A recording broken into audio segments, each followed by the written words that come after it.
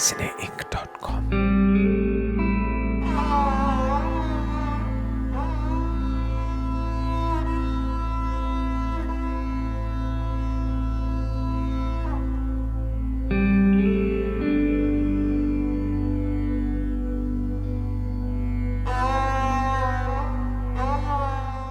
एक इंटरव्यू की तरफ मैं आपकी तवज्जो दिलाना चाहूँगा वो ये है कि जो इस मुल्क की प्राइम मिनिस्टर रही हैं एक लंबे अरसे Margaret Thatcher, Mrs Thatcher, Margaret Thatcher, उनका महेंद्र कौल साहब ने कई बार इंटरव्यू किया। एक इंटरव्यू यहाँ मिसेस थैचर ने डांटा उनको, यहाँ पर ये मजाक बन गया था कि मिसेस थैचर इनकी गर्लफ्रेंड है वो लेकिन बड़ा फ्लर्ट करते थे उसके साथ। एक दिन गए डाउनिंग स्ट्रीट, बुलवाया गए तो वो ऊपर से सीढ़ियों से उतर रही थी, तो इन्होंने कहा wow prime minister, no wonder Arabs are putting so much money into your coffer because you are so beautiful. कहती है you think so? You think I'm beautiful? इन्होंने कहा of course I think, I don't only think so, I believe in it. तो वो उसको बड़ा अच्छा लगता था फ्रेंड का। ये कहानी जो है आपको बताऊं मैं, आपने मुझे सुनाई है, पहली बार मैं आपसे सुन रहा हूँ, और अच्छी बात है कि आपने इतना बड़ा राज मेरे सामने खोल दिया। लेकिन मैंने ये कहानी बहरहाल, ये जो लंदन का बहुत मशहूर अखबार है टेलीग्राफ, ये उसमें छपी हुई है कहानी। उसमें ये है कि महेंद्र कौल किस तरह से फ्लर्ट किया उन्होंने मिसेस थैचर के साथ। ये हिंदूजाज इनको हमेशा जब उसको बुलाते थे तो इनको ज़रूर बुलाते थे और इनको फूल देते थे खास। हमारे सामने ज़रा प्राइम मिनिस्टर को फूल दो, हम तो आप दोनों की शक्ल देखना चाहते हैं। अच्छा। मेरे को कह रजनी बहन तुम उधर देखो, रजनी बहन उधर देखो तो ये उन्होंने मजाक बनाया हुआ था। मिसेस थैचर को जाके फूल देते थे। लेकिन मिसेस थैचर की क्या याददाश्त थी। पहली बार जब मैं उनके मिली, हम मुझको भी 10 डाउनिंग स्ट्रीट लंच पे बुलाया गया, बीइंग मिसेस महेंद्र कौल। उस वक़्त नहीं, उससे पहले कहीं पे मिली। दोबारा जब मिली तो मुझे कहती है hello how is Bush house. I was stunned. मैंने कहा 3-4 साल के बाद इस औरत को बुश हाउस याद है। कमाल है, ये बात है। वो भी बहुत ही कमाल थी। तो महेंद्र कौल तो अपने आप में इतने बड़े लेजेंड हैं कि उनके ऊपर जो पूरे 2 घंटे की 2.5 घंटे की फिल्म बने तो भी कम है, इसलिए कि एक से एक बड़ी शख्सियत उस जमाने की, उसका इंटरव्यू करना और इतने कॉन्फिडेंस से सारी चीजें। सबसे ज्यादा उनका जो लोग इंडिया वाले मजाक बनाते हैं, वो जो हमारे प्राइम मिनिस्टर थे थोड़ी देर के लिए, मोरारजी देसाई ने तो कहा महेंद्र भाई आपको शर्म नहीं आती, वो तो पीटने को तैयार हो गए थे इनको। अच्छा। इतना इन्होंने कहते हैं मुझे पता है आप शराबी हैं, आप इसलिए ऐसी बातें कर रहे हैं। इन्होंने कहा प्राइम मिनिस्टर साहब कोई कुछ पीता, कोई कुछ पीता और हम लोग। अच्छा, तुम्हें हंसी की बात जो सबसे मेरे लिए सुख की बात, हमारे पार्टनर इंडिया के गेलॉर्ड वाले अपनी समधियों के लिए, उनके बेटे की सगाई हुई बड़े अमीरों का घर, ये लोग यही कुछ करते रहते हैं व्यापारी लोग, तो उनके समधी कुड़म जिसे पंजाबी में कहते हैं, उन्होंने कहा कि 12 जीन्स ले आओ या 12 या 14। तो वो फ़ोन करते हैं कौल साहब आप आ रहे हो ना दिल्ली, 12-14 जीन्स ले आना। इन्होंने कहा लामा साहब हम 12-14 जीन्स, वज़न की बात तो मैं पैसे दे दूँ, लेकिन बक्स खोल के देखते हैं वो समझेंगे कि मैं जीन्स बेचने आया हूँ। तो कहने लगे नहीं कोई, ओहो कौन सा मेरा आदमी जाएगा, हम रोज़ वहाँ से चीज़ें लाते हैं। और he would have done it but he forgot. अच्छा, अब जब हम, कल्याणी को 7-8 साल की थी, जब हम एयरपोर्ट पहुँचे दिल्ली के, वो कहें आप अपने बक्स लाओ, वो खोलते थे उस ज़माने में, अब भी खोलते होंगे। तो ये हम महेंद्र मेरी तरफ देखिए, मैं उनकी तरफ देखूं। कल्याणी को बड़ा गुस्सा आया, 2-4 मिनट कहती है for God sake play them and do something, I can't stand here for you all the time. 9 साल की होगी ज़्यादा से ज़्यादा। उन्होंने बक्स उठाए और एक बक्स के ऊपर हाथ रखा और उसके ऊपर लिखा था महेंद्र कौल। मैं पैसे गिन रही हूँ कि हमारे पास कितने, मैं 200-400 रुपये साथ लेके आती थी कि जाते वक्त काम आते हैं एयरपोर्ट पे। तो कहते हैं वो आदमी जो देख रहा था वो कहता है भाई जी इधर आना, 2-4 जनों को और बुला लिया, ये देखो ये कौन आया है। तो हम डर के मारे कांप रहे हैं। कहते ये महेंद्र कौल आया है जिसने हमारे परम पूज्य जो भी कहा उसने जबान में, हमारे प्रधानमंत्री को ऐसी जूतियां खिलाई हैं कि दिल हमारा ठंडा हो गया। जी महेंद्र कौल आया, वो कहने लगे साहब आप ये बख्श लो, आप चाय पी के जाओ, आपको जो कुछ चाहिए चाय। They all hated him so much, they thought Mahendra Kaul has done the best thing in the world. उन्होंने क्योंकि मोरारजी देसाई को एक्सपोज कर दिया, थोड़ा सा कर दिया, और ये पीने पिलाने के मामले पे, इस खाली पीने पे नहीं, इसलिए कि मोरारजी देसाई को कुछ और पीने का शौक था। वो कह रहा था बार बार पटेल पटेल पटेल, तो इन्होंने कहा कि एक ज़माने में एक और भी होते थे, छोटा सा नाम था प्रधानमंत्री जवाहरलाल नेहरू, उनका भी नाम हमको लेना होगा। इन्होंने कहा, वो कहते हैं आप क्या चाहते हैं, होगी उनकी भी, I mean you can get it from the BBC। ये कहते हैं क्या करूं, वो कहते हैं उठ के सवेरे बाला जपूं, नेहरू नेहरू नेहरू नेहरू, जवाहरलाल नेहरू जवाहरलाल नेहरू जवाहरलाल नेहरू। हर सारी इंटरव्यू लड़ाई की थी, लड़ते रहे। तो सिर्फ पटेल की बात करते थे और कोई बात नहीं करते। मोरारजी भाई कमाल की बात है रजनी जी, आपने खुद ही किस्सा सुना दिया, मुझे तो ये पता भी नहीं था। लेकिन दिलचस्प बात ये है कि मोदी जी भी यही करते हैं। हाँ, मोदी भी। अरे भैया हम भी सब देख रहे हैं। और मैं आपको बता रही हूँ कि नेहरू का नाम ना जाए कहीं। मैं आपको बता रही हूँ, आज तक मैं किसी कश्मीरी पंडित को नहीं मिली जिसने कहा हो कि हम इंडिया का हिस्सा बनना चाहते हैं। ये बात ज़रूर है कि जब उनको निकाल दिया गया, मेरी अपनी ननद को, इनकी बहन को रात को 12 बजे उनको, उनकी फैमिली को सारों को जम्मू पहुंचा के हमने दिल्ली पहुंचवाया, उनके घर वहीं रह गए। जिस वक्त निकाला गया खतरा बन गया था कि ये कि कश्मीरी मुसलमानों ने कश्मीरी पंडितों को मारा, एक को भी नहीं मारा। वो बात नहीं हुई जो पंजाब में हुई, कुछ भी किसी ने कुछ। Not only that, even up to now Kashmiri पंडितों के जो घर बाग वाग हैं, मुसलमान जो साथ रहते हैं वो उसकी खेती बाड़ी करते हैं। कोई दिल्ली जा रहा होता तो कहते हैं या ये दे आना, इतने पैसे मिले थे उनके, या उनको थोड़ी सी ये दे दो, ये बादाम दे दो, उनके बाग के हैं। मैंने इतनी प्यार मोहब्बत, मैं पेशावर में भी, फिर भी हम वहाँ थोड़े लोग थे और पठान लोग हमको समझते थे कि उनको तरस आता था हम पर, और कोई मारता नहीं था, कोई कुछ नहीं कहता था। लेकिन कश्मीर में वो बात नहीं थी। The first thing that stun में, वो एक ही गली में हिंदू मुसलमानों के घर थे, एक ही घर से निकल कर दूसरे घर में। Because I came from Peshawar and I never went to a Muslim house unless somebody took me, and Hindus and Muslims didn't go to each other's house। मुसलमान लोग हिंदुओं की बड़ी सुरक्षा रखते थे, हिंदुओं के घर गलियों में होते थे, खुले बाज़ार में नहीं होते थे कि कोई कुछ मारे ना, क्योंकि ये अफ़गान लोग थे जो हमारी हिफाजत करते थे। शहरी मुसलमान नहीं, उनको नफ़रत नहीं थी पर उनको कोई इज़्ज़त भी नहीं थी। ये तो बादशाह अली ख़ान और वो लोग जो आते थे, ये बेचारे मस्कीन गरीब, ये थोड़े से हिंदू हैं अपने बेचारे। और जब झगड़े हुए तो गलियों में आ जाते थे, किसी माइयों बहनों कोई डर नहीं है, तुम्हारा बेटा इधर है, तुम्हारा बाप इधर है, तुम्हारा भाई इधर है, पहले हमारा खून करेगा फिर तुम्हारे घर आएगा, तुम्हें कोई डरने की ज़रूरत नहीं। एक आदमी का खून नहीं गिरा किसी को। सब लोग पेशावर से और आसपास की जगहों से, सबसे उधर से अमृतसर से भरी हुई लाशें आ रही थी मुसलमानों की, अखबारों में निकलता था, टेलीविज़न तो नहीं होता था, हमको भी पता चलता था।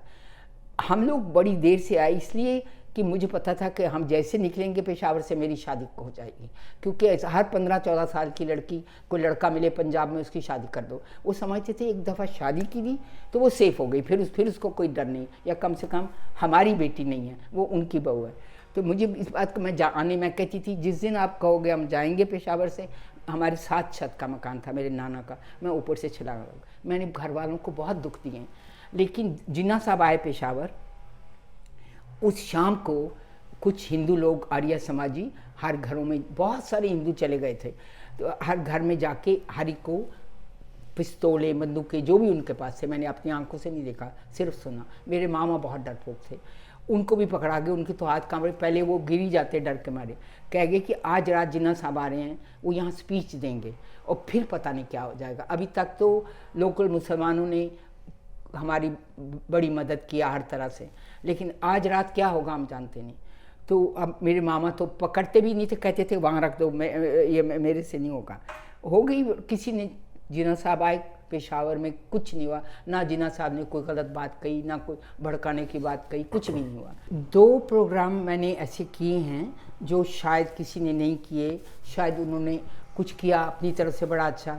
एक तो बच्चों के प्रोग्राम में बच्चे आते थे, अंग्रेज़ बच्चे, एक अंग्रेज़ लड़की और एक अंग्रेज़ लड़का, उनसे मैं सवाल पूछती थी और वो अंग्रेज़ी में जवाब देते थे जो मैं साथ साथ ट्रांसक्राइब करती जाती थी। तो बच्चे इंडिया से जो चिट्ठी लिखते थे वो उनको, इंडियन बच्चे भी थे, कैलाजिक के बच्चे आते थे, औरों के बच्चे आते थे। तो वो मेरा वाला प्रोग्राम, अब आपने कहा तो मैं कह रही हूँ, उर्दू वालों को भी सुनाया गया, बंगला वालों को भी सुनाया गया, जहाँ जहाँ बच्चों का प्रोग्राम होता था उनको सुनाया गया कि ये होता है बच्चों का प्रोग्राम जिसमें बच्चे होते हैं और बच्चों की बातें होती हैं। एक बात। दूसरी बात ये कि मैं अपनी बताऊं, सारी ज़िंदगी में मैंने जो सबसे बड़ी अचीवमेंट की वो बीबीसी में हुई, वो ये हुई कि मेरा एक ही कान है, मेरा एक कान कब का ख़त्म हो चुका है। मैंने कभी एडिटिंग करना मेरे लिए पॉसिबल नहीं था और मैं वैसे मैकेनिकल बातों में कुछ भी नहीं कर सकती, मेरे से दरवाज़ा भी नहीं खुलता, मैं चोर बन ही नहीं सकती, कोई दरवाज़ा अपना भी नहीं खुलता। तो वो वहाँ पे एडिटिंग करना ज़रूरी था, वो मुझे आता नहीं था। तो अब आखिर जब बच्चों का प्रोग्राम ख़त्म हुआ, बाल जगत मेरे, जब मैं रिटायर हुई और मैंने जितने साल काम किया, मेरा प्रोग्राम कभी किसी ने नहीं किया। मैं इंडिया जाती थी, मैं क्योंकि पॉलिटिकल तो नहीं थे ना, करके जाती थी, टेप दे के जाती थी, सब कुछ करके तो बाल जगत जो आखिरी था, उस बाल जगत मैंने ये किया था कि एक दिन स्पुतनिक से दो बच्चे ऊपर, एक चाचा और एक भतीजा, रजनी जी का बाल जगत सुनते हैं और वो रेडियो लगा लेते हैं और बाल जगत सुनते हैं। और बांगड़ू चाचा और मुनमुन, बच्चा मुनमुन और बांगड़ू चाचा। और बांगड़ू चाचा को मुनमुन सिर्फ ये कहता था, बांगड़ू चाचा अगर मैं ये कर दूं तो मुझे गाना गाने दोगे, क्योंकि जो मेरी अपनी चाह सारी ज़िंदगी की रही है वो, उसमें मैं अंग्रेज़ी के राइम्स गाती थी अंग्रेज़ी ढंग से। तो वो हमेशा बांगड़ू चाचा, इस वक्त नहीं मुनमुन, हमें तुम्हारा गाना नहीं सुना, तुम ये करो। तो जो कुछ करते थे उसमें अवतार मरवाह, साइंस के बारे में बताते थे, इस तरह के लोगों की रोल्स रखे हुए थे। कमाल मेरी अपनी नज़र में सारी ज़िंदगी का बड़ा ये है कि लास्ट प्रोग्राम जो था वो मैंने सेल्फ ऑप में कभी नहीं सीखा कुछ, मुझे कुछ करना नहीं आता था। पर उस दिन मेरे आखिरी दिन थी, दूसरे दिन हमें इंडिया जाना था, मैंने बांगड़ू चाचा का और मुनमुन का रोल किया, दोनों खुद किए। मुनमुन सारा वक्त रो रहा है, बांगड़ू चाचा से प्यार कर रहा है, मुनमुन कह रहा है कि अब हम कभी नहीं मिलेंगे क्योंकि रजनी दीदी चली गई हैं। तो 20 मिनट का प्रोग्राम, एक गलती नहीं की, 20 मिनट का प्रोग्राम, कोई एडिटिंग नहीं हुई, सेल्फ ऑप में आपने एक ही बार जिसको आता नहीं था, और पूरे 20 मिनट एक रो के और एक मना के, नहीं बेटा ऐसी बात नहीं, और फिर रोना। आप कुछ भी समझे उसको, आप लोग उससे बहुत कुछ कर पाए होंगे। मैंने अपनी ज़िंदगी में उससे बढ़ के कुछ नहीं किया, क्योंकि मुझे तो कुछ आता ही नहीं था। मैं तो मशीन से 10 कदम दूर भी चलूँ तो मशीन टूट जाती है, ये मेरी किस्मत। इतनी सारी यादें हो सकती हैं आपकी, लेकिन अब मैं आपसे वो दरख्वास्त करने वाला हूँ जो मैं पहले ही कर रहा था और मुझे बहुत पहले ये काम कर लेना चाहिए था। वो ये कि कुछ थोड़ा सा सुना दीजिए गाने के नाम पे, पश्तो। मुझी चपेरा का कलाप के इशारा, मस्त जमादारा, मुझी चपेरा रंग महल को, पमा खोय बंद यार मिसाल को, कयो जलाडम रावण सुंदरमाना, मुझी चपेरा का कलाप के इशारा, मस्त जमादारा या कुर्बान। ये मतलब क्या हुआ इसका? मुझे क्या पता। ये पश्तो में है। अब भूल गई हूँ ना, अब पश्तो वालों से इतनी दूर हो गई हूँ, अब भूल गई हूँ। आम पश्तो समझती हूँ मैं। अच्छा। बात फिर करते और हैं। इसके अलावा दूसरी आपने और कौन सी जबान थी जो पश्तो से? नहीं, वो तो पोठवारी, वो तो बड़ी पंजाबी के पास है। पता नहीं करते क्यों, पैसे ज़ाया करते थे। लेकिन एक बात है कि ट्रांसलेशन उर्दू में करना होता था। मैं उर्दू लिख नहीं सकती थी, उर्दू पढ़ लेती हूँ, पर अब तो वो भी शायद बड़ी मुश्किल से होगा। अब उस सख्ती करते थे कि लिखो भी उर्दू में और पढ़ो भी उर्दू में। एनीवे बाकी जितने थे ट्रांसलेटर और लोग सब उर्दू में लिखते थे, मैं हिंदी में लिखती थी, पढ़ लेती थी।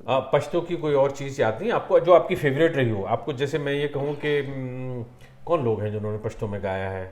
नहीं, मैं बहुत सारे, एक बात सुनाती हूँ जो पश्तो से जो ऐसा है, हाँ, कि बहुत सारे और भी लड़कियाँ ये जो भी गाते थे, आदमी ज़्यादा थे। हमारी रिकॉर्डिंग हुई थी, ऑल इंडिया रेडियो ने रिकॉर्डिंग की, बेची या क्या किया, वो सीडीज़ बनी, वो अफ़गानिस्तान भेजी गई, जो पश्तो के प्रोग्राम होते थे। मुझे सिलसिले ये नहीं पता कि क्या हुआ।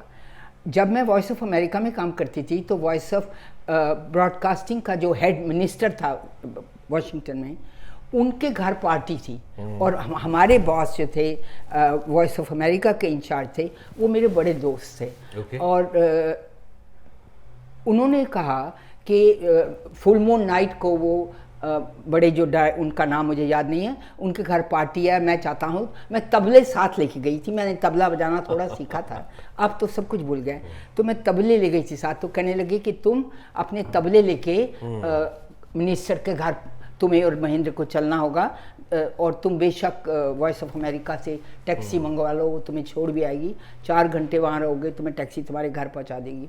हमारे घर से कोई 40-50 मील दूर होगा। तो मुझे याद है फुल मून नाइट को कहने लगे, जब मैं इशारा करूँगा तो तबला बजाना बंद करना। ही सेड, जब तुम तबला बजाती हो तो मुझे इतनी राहत मिलती है, इतना कुछ अजीब सी फीलिंग होती है, so I want my boss to hear that. तो वो मुझे एक भेंट की तरह साथ ले गए थे, मेरे को और महेंद्र को।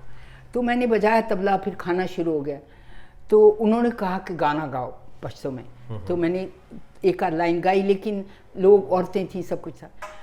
तो वो जो इंचार्ज थे, जो भी थे, वो मुझे मेरी बाँह पकड़ के, मैं थोड़ी सी घबराई भी, मुझे अंदर ले गया अपने घर के अंदर। तो जाके एक कमरे की बत्ती जलाई और वहाँ पे बहुत सारी सीडीज़ और रिकॉर्ड पड़े थे। कहने लगे come here, and he showed me Pashto CD also, 3-4 CDs. He said, I love international music.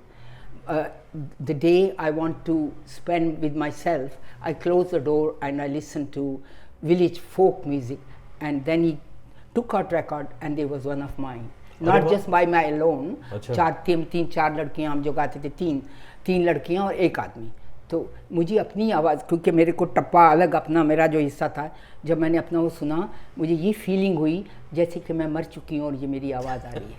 और ये रिकॉर्डिंग कहाँ, पेशावर की या ऑल इंडिया रेडियो पेशावर की इंटरनेशनल रिकॉर्डिंग थी। It was something from all over the world, country side में। कभी कुछ लोगों ने किया होगा पता नहीं क्या था, तो लेकिन मैं ये भी कहूँगी कि मैं जब अंदर जानी थी तो मैं बड़ी घबरा रही, मुझे अंदर क्यों ले जा रहे हैं, मुझे अकेले क्यों ले जा रहे हैं। लेकिन फिर जब मैंने आवाज़ सुनी, आई वाज सो सरप्राइज्ड, अच्छा माय गॉड, मैंने उनको नहीं कहा कि मेरी आवाज़। ठीक है, आप पश्तो के अलावा और हिंदी बारे में तो गा लेती हैं, खूब गाती हैं। मतलब मैं ये नहीं कह रहा कि देखिए आप कोई वैसा गा सकती हैं जैसे आपसे 40 साल पहले। देखो भैया, मैं अब सुनने वाले सब बड़े हैं, मेरे लिए म्यूज़िक एक उस लवर की तरह है जिसको मैं प्यार करती हूँ और जो मुझे प्यार नहीं करता। क्या बात, मैं बिल्कुल ये कहती हूँ, जिसने मुझे मौका नहीं दिया सीखने का। मैं अपने आप से मैं अपने आप क्लासिकल गाने की कोशिश करती हूँ, अपने आप गाने बनाती हूँ जो कि क्लासिकली गाए जाएं। आई नित नई रुत की बहार रे, आई नित नई रुत की बहार रे, फूल फूल पे भंवरे डोले सखी, आए नहीं सजन हमार रे, कब तक नैनन द्वार सजाऊं, कब तक नैनन द्वार सजाऊं, दीप जलाऊं दीप बुझाऊं, कब तक करूं सिंगार रे, आई नित नई रुत की बहार रे। वाह क्या बात है, बहुत खूबसूरत। रजनी जी, आपने एक लंबा वक्त यहाँ सेंट्रल लंदन में गुजारा है, बड़े बड़े फ्लैट्स में रही हैं, अभी भी जहाँ आप रहती हैं वो भी बहुत मशहूर जगह है, बहुत ही मशहूर फ्लैट है। आप यहाँ से अब इसको चेंज करने वाले हैं? हाँ, अब मेरे को जाना पड़ रहा है, वो चले गए हैं, अब मेरी बारी है। और वो अभी 1 साल हुआ है, 1 साल हुआ, अब जितना आराम करना कर लें। अब मैं पहुंचूंगी तो फिर तो आप बेटी के साथ शिफ्ट हो रहे हैं? थोड़ी देर के लिए। अच्छा। थोड़ी देर के लिए, फिर मैं थोड़ी देर के लिए इंडिया जाना चाहती हूँ, और कुछ और दूसरे देशों में भी जहाँ मेरे फ्रेंड्स हैं। घूमने के लिए जाएंगी?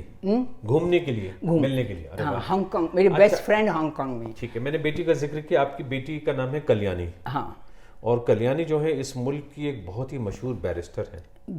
हाँ, वो बैरिस्टर थी पहले, थी बड़ी मशहूर, अब वो थक गई। और बैरिस्टर का ये होता है, दुकानदार का काम है, कोई केस मिले तो काम है, तो केस ना मिले तो 4 महीने आप खाली बैठे रहो।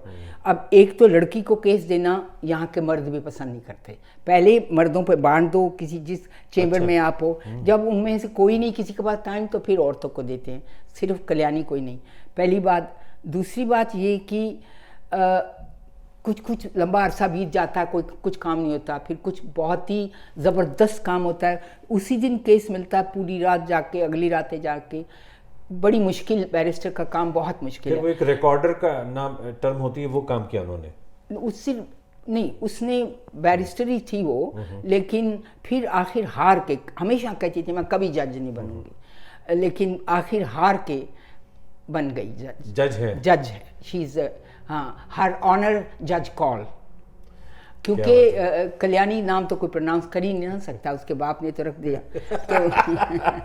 तो वो कैली, उसको कैली बुलाते हैं। अच्छा, हर ऑनर जज, हर जज का है, हर ऑनर जज कॉल कहलाती है। आप वो आपने गूगल करके देखा? हाँ, वो तो मैं देख लूंगा, मुझे थोड़ा बहुत अंदाजा भी है। मुझे तो ये भी अंदाजा है कि एक ज़माने में, अभी नहीं पहले, जो हाईएस्ट पेड बैरिस्टर्स होते हैं उनमें उनका शुमार होता था। बाप का दिमाग लिया, बाप का गुस्सा भी लिया है, काश सिर्फ दिमाग ही लेती। लेकिन इतना ऐसा पॉसिबल नहीं। आपके लिए एक तरह से ये बिल्कुल ही नई इनिंग्स है ना, कि कॉल साहब के जाने के बाद अब आप इस फ्लैट को, यहाँ आपने उनके साथ वक्त गुजारा है। मुझे लगता है कि जिस फ्लैट में हम यहाँ बैठे हैं इसमें शायद आप 1 आध हफ्ते और हैं, उसके बाद फिर चली जाएंगे। हाँ, दो हफ्ते जी। तो रजनी जी, जो भी अब आपका एक सफ़र शुरू हो रहा है, और मुझे तो ऐसा लग रहा है जैसे कि खुद मुख्तार लड़की घर से बाहर निकल के अपनी दोस्तों से मिलने जाती है, ये आपका सफ़र है? बस यही समझ लीजिए। बात ये है कि आदतें बन जाती हैं। मेरे को सबसे बड़ी तकलीफ, मुझे कुछ मशीनों का पता नहीं है, मुझे पता नहीं कि आपको कंप्यूटर आप कैसे करते हैं और आईपैड क्या करते हैं। तो मेरी सबसे बड़ी मौत ये थी कि मैं यहाँ से जाऊँ तो टाइम्स और ये इवनिंग स्टैंडर्ड मेरी शराब है। जब तक इवनिंग स्टैंडर्ड ना पढ़ लूँ, इस बेचारी से पूछो, बर्फ़ बारिश कुछ, इवनिंग स्टैंडर्ड पढ़ना मेरे लिए ज़रूरी है। 12 बजे रात को पार्टी से आऊँ तो मैं कहती हूँ लोगों के कूड़ों वाले में देख पढ़ के उन्होंने फेंका होगा, मुझे स्टैंडर्ड ला दो, मुझे स्टैंडर्ड ला दो। तो अब आज मेरा ग्रैंडसन आया, उसने मुझे बताया कि ऐप है, तुम दिल्ली में बैठ के भी next day you can read through standard and times and what ever you want. लेकिन आप लोगों ने बहुत बहुत बहुत मेरी बात की आपने मेरी, लेकिन मेरी सबसे बड़ी ब्लेसिंग है बचपन से ही किताबें पढ़ना। मेरे को ऊपर वाले ने, हर एक को कुछ ना कुछ मिलता है। मैंने 4-5 साल की उम्र में हिंदी की किताबें, जो नौकर गंदी किताबें पढ़ते थे, मैं उन्हीं की किताबें उठाती थी। मैंने हिंदी किसी ने मुझे नहीं सिखाई, मैं किताबें ही पढ़ी मैंने। उसके बाद 9 साल की हुई तो मैं अंग्रेज़ी की किताबें पढ़ने लग गई। तो मैं, अब कल क्या है पता नहीं, सलमा से पूछिए, a book a day. Salma वो है जो आपके साथ में रहती हैं और आपकी थोड़ी सेवा भी करती हैं। हाँ, और एक घर के सदस्य मेंबर की तरह से रहती हैं। मैंने खुद देखा आपको किताबें, आप तो 8-8, 6-6 घंटे किताब पढ़ती हैं। नहीं, इतना ये कम है। अच्छा, ये मैं इससे ये कम है। मैं सारा दिन पढ़ती हूँ। मैं बस से आती थी। हाँ। जिस दिन महेंद्र काम महीने घर होते थे, हमारे अलग रूटीन होती थी ना वॉइस ऑफ अमेरिका। मैं बस से आती थी, ये मुझे कहते थे मैं तुम्हें पिकअप करने आऊँगा। मैं आप पिकअप करने ना, आप थक जाओगे घर। 2 बसें बदल के जब किताब ख़त्म होती थी तो अगली बस लेती थी, तो फिर घर जाती थी। ये तो ये अलग है, मुझे सबसे बड़ी ब्लेसिंग भगवान ने, बहुत बड़ी बात है। बहुत बड़ी शौक है हमेशा से, बहुत किताबें पढ़ी हैं आपने और पढ़ती रहती हैं लगातार। मुझे ये भी याद है कि जब आप BBC में बुश हाउस में आती थी तो पैदल आती थी बहुत बार। मैं पैदल आती थी, चलते हुए एक दफ़ा एक लंबा ऊंचा अंग्रेज, मैं किताब पढ़ के उसके पेट में किताब मारी, उसने मेरी ऐसे ऊपर किया, लुक अप। आप ऐसे करके चल रही थी। उफ, रजनी जी। हाँ, आप क्या कहूँ, आप आइए मेरी किताबें देखिए। ये हर 2 साल के बाद मैं चैरिटीज़ को भिजवा देती हूँ, क्योंकि घर में इतनी जगह नहीं। मेरी बेटी ने एक मुझे बड़ा कमरा दिया हुआ किताबों का, अब वो वापस ले गया आई थिंक। अब मुझे देनी पड़ेंगी ना, क्या मैं देती आई हूँ। मेरे पास उर्दू की पोइट्री भी है, मेरे पास पता नहीं कहाँ क्या कहाँ छुपा के रखी हुई हैं चीज़ें, लेकिन किताबें छोड़ने का, आपको पढ़ने का बहुत शौक है। बिल्कुल सही बात है। मैंने अपनी 3 किताबें रखी मेरे साथ जलने को। अच्छा, वो अलग से रखी हुई। अपनी बेटी को मैंने कह दिया। जलने का मतलब? जलने का मतलब कि मेरा क्रीमेशन होगा, फ्यूनरल नहीं होगा। वो मैंने पहले ही से करवा दिया। जब महेंद्र का किया तो अपना करवा दिया। I don't want any funeral, I want to enjoy it myself. I don't want people to come there and enjoy or just say oh चली गई सारी, ये तो यही कहते हैं। पर सो मैंने अपना, तो किताबों का क्या होगा, क्या मैं समझ? किताबें मैं बस हर 2 साल के बाद आपने कहा वो किताबें साथ में, हाँ वो मैं यहाँ ये 3 किताबें 1 2 3 रख के जलूंगी। मेरी बेटी ने मुझसे पूछा, जब तू फ्यूनरल नहीं चाहती तो मुझे बता दे अभी से, तुझे कौन से कपड़े पहनने हैं लास्ट, मुझे बता दे। मैंने कहा वो मुझे कोई फ़र्क नहीं पड़ता, मैं वो किताबें बताऊंगी जो मेरे साथ जलनी चाहिए। जब मैं छोटी थी तो अंग्रेज़ी की किताबें पढ़ती थी, उसमें था वाइन एंड चीज़। मुझे पेशावर में वाइन और चीज़ का कहाँ मतलब आता था, तो मैं कहती थी कि जब मैं बड़ी होंगी तो मैं वाइन और चीज़ ज़रूर लूँगी। फिर जब पहुँच गए Washington and I worked as a librarian. First day I walked into the library, I had to be trained. They said they will not give me a certificate unless I work in a library. और जिस कमरे में गई वहाँ ज़मीन पर किताबें, इधर किताबें, पुरानी किताबें, नई किताबें। मैंने कहा ओह माय गॉड, मैंने किस वक़्त ये मांगा था, ये स्वर्ग मैंने किस वक़्त मांगा था कि भगवान ने मुझे दे ही दिया। Just me and books and nothing else. आपने किताबों का जिक्र किया रजनी जी, 3 कौन सी किताबें हैं? पहले तो मैं ज़्यादा फिक्शन कहानियाँ पढ़ती थी, लेकिन आज कल की खबर है जो एक बहुत महान महिला की अब चली गई स्वर्ग में, टोनी मॉरिसन उनका नाम है। मैंने उनकी हर किताब पढ़ी है, हर किताब की कम से कम 7-7 8-8 कापियाँ लोगों को बांटी हैं। उससे अच्छी मैं किसी के पाँव छूने को तैयार नहीं हूँ, पर टोनी मॉरिसन के पाँव मैं हमेशा छूने को तैयार। वो अमेरिका की ब्लैक औरत, उन्होंने ब्लैक की जो दुर्दशा वहाँ होती रही है उसके बारे में लिखा है, बिना बात बढ़ाए चढ़ाए, बिना अपने मन के भाव बताए कि क्या हो रहा है। मैंने उतनी बहादुर किसी को नहीं देखा। मेरे लिए टोनी मॉरिसन से बढ़ के किसी की इज्जत नहीं है, चाहे वो कोई भी हो। बाकी सब कुछ पढ़ती हूँ। मेरे पास अभी मैंने उसको अपने स्वाद के लिए बचा कर रखा है, बिकमिंग, मिसेस ओबामा की किताब, वो रखी हुई अपनी डिजर्ट के लिए। मिशेल ओबामा की, हाँ, आप चलोगे तो आपको दिखाऊंगी। मैं अब आजकल मुझे जापानीज़ लिटरेचर को इंग्लिश में ट्रांसलेट हुए किताबें मैं मंगवा रही हूँ। तो फिक्शन एक ज़माना था, अभी तक मैं पढ़ती हूँ fiction, but now I am too old, I can't. मैं प्रेम कहानियाँ तो मुझे कभी भी अच्छी नहीं लगती थी। भगवान ने मुझे इसीलिए ये रखा था क्योंकि मुझे खुद प्रेम करना ही नहीं था, इसलिए उन्होंने मुझे इसी तरह बनाया है। तो जिनसे शादी हुई वो खाली शायरी जानते थे प्रेम के बारे में, बाकी हर वक्त गाली गुस्सा, जो बात है वो गलत है, जो वो जानते हैं वो ठीक है, जो तुम जानते हो गलत। इसीलिए मैंने उसमें कह दिया हमारी झगड़ा किस बात पे होना है। वो भी जानते हैं मैं बेवकूफ़ हूँ, मैं भी जानती हूँ मैं बेवकूफ़। कहाँ अच्छी गुजर गई, हम दोनों का मन मुटाव हो ही नहीं सकता था। He knew everything, I know he knew everything, he knew I didn't know anything. बड़ी अच्छी रहती है। रजनी जी बहुत बहुत शुक्रिया। और ये जो आप ये जो नई इनिंग शुरू कर रही हैं इसके लिए ऑल द बेस्ट हमारी तरफ से, बहुत ज़्यादा नेक ख्वाहिशात। मैं क्या मेरी जर्नी अच्छा रजनी जी, आपके साथ तो मैं घंटों बातें कर सकता हूँ, घंटों मैंने आपके साथ में बिताए भी हैं आपको सुनते हुए, और आज भी इतना मज़ा आया है। तो आगे कभी एक बार फिर से आपसे ज़रूर बात करेंगे। तो फिलहाल तो मैं आपका शुक्रिया अदा कर देता हूँ। शुक्रिया तो मुझे करना चाहिए, क्योंकि मेरी सबसे बड़ी बीमारी है चुप करना ही ना, बोलते ही जाना। तो आप लोगों ने मुझे इतना लंबा अरसा दे दिया बोलने का, किसी ने कभी इतना पेशेंस मेरे को नहीं दिखाया। इसलिए सारा शुक्रिया मेरा। ये इसलिए भी है कि एक ब्रॉडकास्टर ये दूसरे ब्रॉडकास्टर के साथ में अगर पेशेंस नहीं दिखाएगा, मेरे साथ फिर कौन पेशेंस दिखाएगा। बहुत बहुत शुक्रिया। Thank you.